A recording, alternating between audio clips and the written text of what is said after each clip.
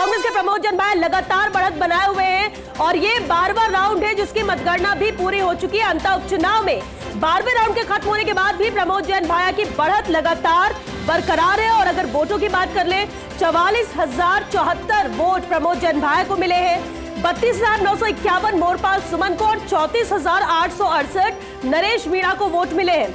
नरेश मीणा मोरपाल के बीच में तो 3,000 के लगभग का डिफरेंस है, लेकिन ये डिफरेंस लगातार प्रमोद जैन भाया बरकरार रखे हुए हैं। चलिए सीधे रुक कर लेते हैं हंसपाल का, अंतर से हमारे साथ सीधे जुड़ रहे हैं।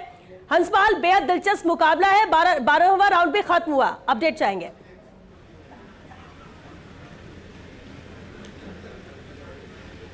जी देखिए, 12वां राउंड खत्म हो गया है। बड़ा दिलचस्प मुकाबला यहाँ पर देखा जा रहा है। कांग्रेस के प्रमोद जैन भाया हैं, लगातार आगे चल रहे हैं। कांग्रेस के प्रमोद जैन भाया को 44,074 वोट अभी तक मिल चुके हैं, जबकि मोरपाल सुमन को 32,951 वोट मिले हैं। नरेश मीणा को 34,868 वोट मिले हैं। टोटल 1,15,634 वोटों की काउंटिंग यहाँ पे शुरू हो चुकी है फिलहाल। लेकिन नरेश मीणा निर्दलीय प्रत्याशी हैं, वो मतगणना स्थल पर पहुँच गए हैं, जहाँ पे वोट काउंटिंग चल रही है उस कक्ष में वो घुस गए हैं। और वहाँ पे उनके साथ साथ एसपी राजेश चौधरी समेत कई पुलिस के अधिकारी मौके पर हैं जो उनसे बातें कर रहे हैं।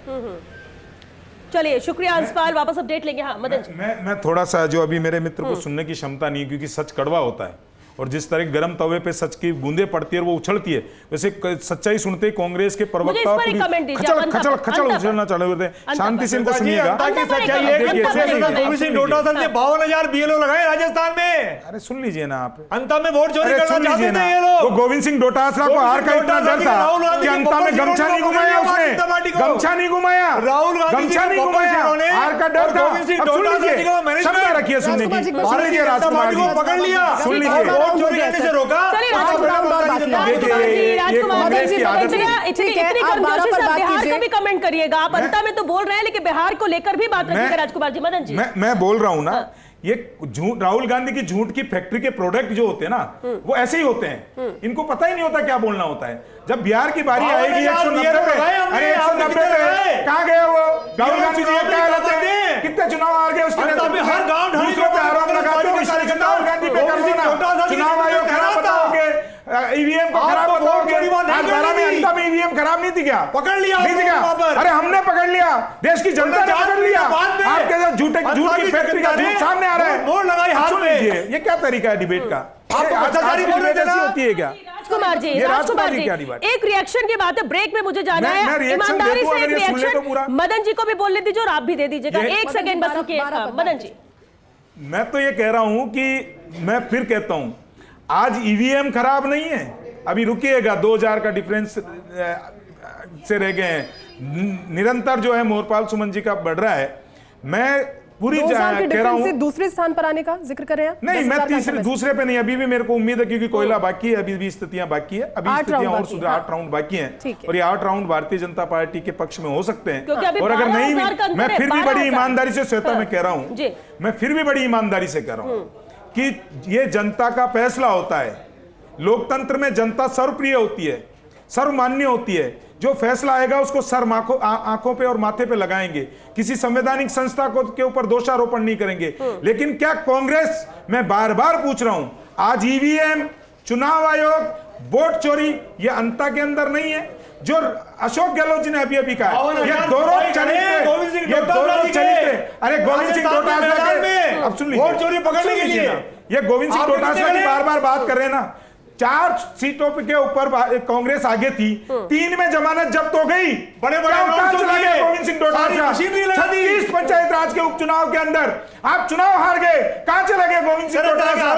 गोविंद सिंह डोटासरा के क्षेत्र के अंदर पंचायत का चुनाव तो बचा नहीं पाए, पंचायत समिति के सदस्य को जिता नहीं पाए। गोविंद सिंह डोटासरा कर रहे हो, डोटासरा कर रहे हो, एक्सीडेंटल प्रदेश देखो, जीत जाते हो। मोरिया कि जब आत्मचिंतन करने की बारी आती है, आत्मचिंतन की जगह पर आप सब ये करने लगते हैं और फिर अगले चुनाव तक ठीक है। आप दोनों के लिए मैंने कहा चुनाव में 6 में से 4 सीटें कांग्रेस के पास थी। गोविंद सिंह डोटासरा का मोरिया बुला, गोविंद सिंह डोटासरा का मोरिया बुला या नहीं बुला? 36 में से 28 रिएक्शन नहीं देना चाहती तो सुनिए, आप सुनिए एक सेकंड, मदन जी एक सेकंड, जब एक मिनट रुकिए, इतना गुस्सा किस बात का? मैं गुस्सा नहीं कर रहा हूँ, आराम से बात कर सकते हैं सर, मैं गुस्सा नहीं कर रहा हूँ, वो बोलने नहीं दे रहे, गोविंद सिंह डोटासरा बता रहे हैं, मैं आईना दिखा रहा हूँ, तीन में जमानत जब किसी गोविंद सिंह डोटासरा के बात सुनिए आप आपके लिए क्या गोविंद सिंह डोटासरा के राजकुमार जी तीन में जमानत जब हुई है, कहाँ चले गए थे?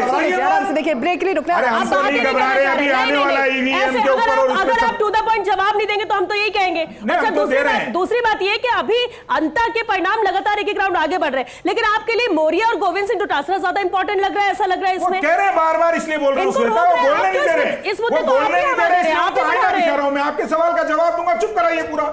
ना तो वो रुके ना आप, और सवाल का जवाब नहीं दिया आपने।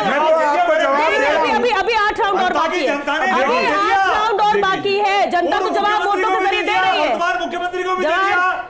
राजकुमार जी सर, आप चलिए ठीक है, एक मिनट रुकिए,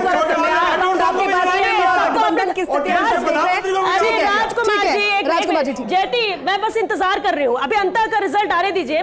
बिहार में भी कांग्रेस इतनी ही जोर से अपनी बात रखे तो बहुत अच्छा लगेगा राजकुमार जी। जब बिहार पर सवाल होगा तब आप बोलते नहीं है, और अभी अंतर को लेकर चुप भी नहीं होना चाहते हैं, ऐसे मत करिए। 8 राउंड का भी बाकी है, और इसके अलावा बिहार पर भी चर्चा करेंगे, क्योंकि एक छोटे से ब्रेक के लिए हम यहाँ पर रुक रहे हैं, लेकिन ब्रेक के बाद भी चर्चा आगे जारी रहेगी। और इनका इतना तेज बोलना भी लाजमी है, क्योंकि जैसे से एक राउंड